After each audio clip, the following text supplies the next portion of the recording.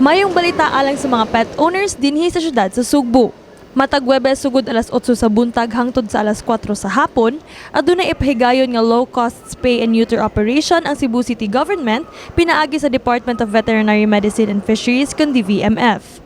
Diri sa Department of Veterinary Medicine and Fisheries na ating mga services like today sa every Thursday na atay ligit and kapon, low cost ligit and kapon. So sa lalaki na dog, atong bayranan is 400 pesos, and also for the girls nga spay is 450 pesos. Sa mga cats po natay kanang kapon, ang kapon sa cat is 600 pesos, and for the ligit for cats is 650 pesos. Naabtan sa MyTV Cebu karong adlaw nga daghang mga pet owners ang nagdala sa ilang mga iring ug iro sa buhatan sa DVMF aron makapahimo sa maong serbisyo. Usa si Wena Chris Latigo sa mga ningsaysay nga dakong tabang ang maong programa alang sa mga Sugboanon sa Mania nga magamay-gamay ang bayro nun, itandi sa ilang mabayran kung adto sila magpakapon sa private vet clinics.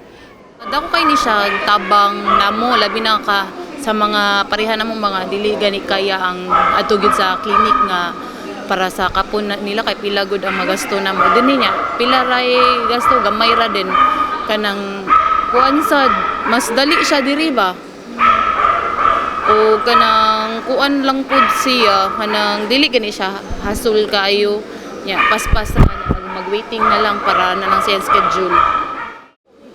Si Norma Orlanda sa 66 anyos ning hisgot nga duha na kairing iyang napakapon pinaagi sa maong programa.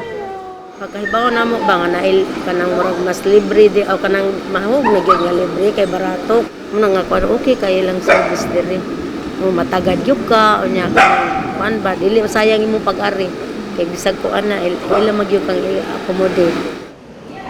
Ang low-cost spay and neuter operation sa DVMF eksklusibo lamang sa mga mulupyo sa syudad sa Sugbo. Mamahimong mo register online aron maapil sa lista ug maka-avail sa serbisyo. Register sila first sa ato ang online registration sa atong City Hall www.cebucity.gov.ph under online services under the Department of Veterinary Medicine and Fisheries for spaying and neutering nato dito. Kini si Queenie Holigon alang sa MyTV Cebu.